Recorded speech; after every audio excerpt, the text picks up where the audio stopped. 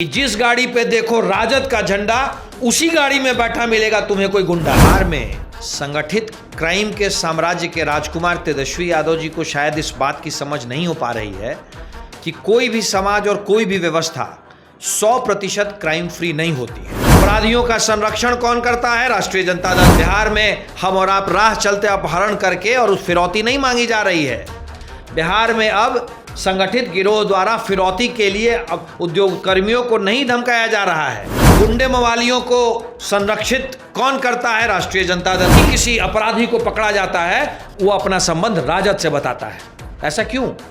सारे अपराधियों को तेजस्वी यादव और उनकी पार्टी ही क्यों संरक्षण दे रही है? अपने जो आरोप लगाए हैं उसके सबूत के तौर पर नेता प्रतिपक्ष बता दें कि उन 16 महीनों में उन 5 विभागों से उन्हें कितना कमीशन है। बिहार में आपराधिक घटनाएं लगातार हो रही है और नेता प्रतिपक्ष तेजस्वी यादव क्राइम बुलेटिन लगातार जारी कर रहे हैं। फिर से एक बार नेता प्रतिपक्ष ने क्राइम बुलेटिन जारी कर एनडीए सरकार पर हमला बोला है। इसके साथ ही भ्रष्टाचार अपराध पर उन्होंने सवाल उठाया है। इस वक्त हमारे साथ बात करने के लिए बीजेपी से प्रवक्ता कुंतल कृष्णा है, जुड़ेंगे, बात करेंगे। कुंतल जी, कैसे देख रहे हैं? नेता प्रतिपक्ष ने फिर से एक बार क्राइम बुलेटिन जारी किया है, आपकी सरकार पर हमलावर दिखे हैं, कई तरह की घटनाओं को दिखा रहे हैं।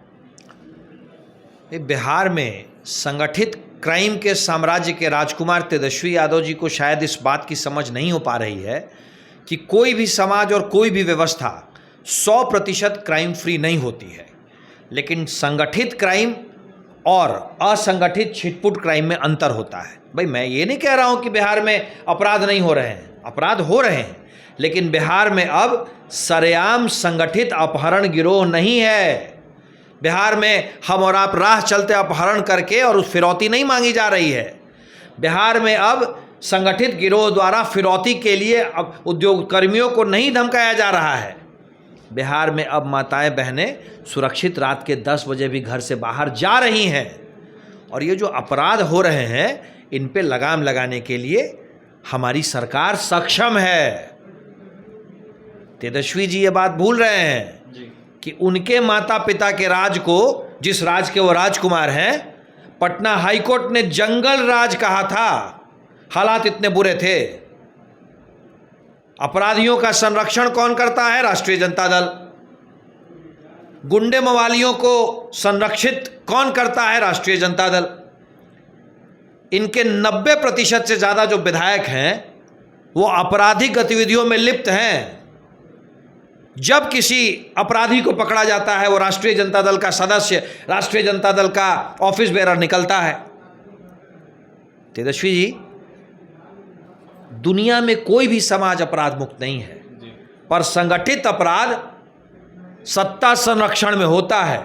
और वो आपके माता पिता की सरकार में होता था, आपके दल में होता था, आपके संरक्षण में होता है। क्योंकि आज के दिन में राजद की कमान आपके पास है तेजस्वी जी। और जब भी किसी अपराधी को पकड़ा जाता है वो अपना संबंध राजद से बताता है। ऐसा क्यों? सारे अपराधियों को तेजस्वी यादव और उनकी पार्टी ही क्यों संरक्षण दे रही है? सवाल ये है तेजस्वी जी। बाकी जो आप, ठीक है, नेता प्रतिपक्ष हैं, आपकी भावनाओं का हम सम्मान करते हैं, पर साथ में आपको ये भी हम एश्योर करते हैं कि सरकार अपराधियों का क्या हाल कर रही है उस पर भी गौर करें। कुंतल जी, राजद के विधायक रीतलाल यादव, उनकी गिरफ्तारी हुई है बीते दिन, उन्होंने ही सरेंडर किया था। रंगदारी के मामले को लेकर कहा जा रहा है कि उनको फंसाया गया है। जो विपक्ष है वो कह रहा है फंसाने की साजिश रची जा रही है। उन्होंने भी आरोप आपकी सरकार पर। 1990 के दशक में दानापुर के रेलवे स्टेशन के पास छीन छोड़ करने के लिए पहली बार जेल गया हुआ एक व्यक्ति है जिसका नाम रीतलाल यादव है। छिनतई करने में उसके बाद सैकड़ों आपराधिक मुकदमे उसके ऊपर दर्ज हैं। यही रीतलाल यादव जैसे अपराधियों को संरक्षण देने का काम करते हैं तेजस्वी यादव, उनका परिवार और उनका दल। एक रीतलाल यादव की कहानी नहीं है। बिहार में जितने अपराधी हैं उन सबको राजनीतिक संरक्षण देने का काम करते हैं तेजस्वी यादव और तेजस्वी यादव का दल, राष्ट्रीय जनता दल।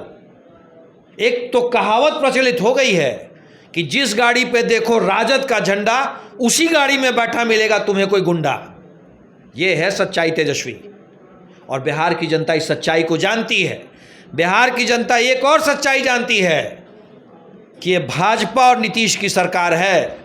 यहां जो अपराधी अपराध नहीं छोड़ेगा उसके लिए दुनिया छोड़ने के अलावा कोई और दूसरा विकल्प नहीं है। ये बात भी आप समझ ले अच्छी तरीके से। कल जी भ्रष्टाचार पर भी नेता प्रतिपक्ष ने सवाल उठाया है। कल उनका बयान सामने निकल के आया। उन्होंने कहा कि भ्रष्टाचार जो है चरम पर है, अधिकारियों का मनोबल बढ़ा हुआ है। क्या पैसे पेड़ में फटते हैं क्या, जो अधिकारी तोड़ लेते हैं? नेता प्रतिपक्ष तकरीबन 16-17 महीने, आज से 5 वर्ष के अंदर ही डिप्टी सीएम थे। जो आरोप वो लगा रहे हैं, जिन विभागों की तरफ इशारा करके आरोप लगा रहे हैं, वो सारे विभाग नेता प्रतिपक्ष के पास थे। मेरा एक छोटा सा सवाल है, आपने जो आरोप लगाए हैं उसके सबूत के तौर पे नेता प्रतिपक्ष बता दें कि उन 16 महीनों में उन 5 विभागों से उन्हें कितना कमीशन आया।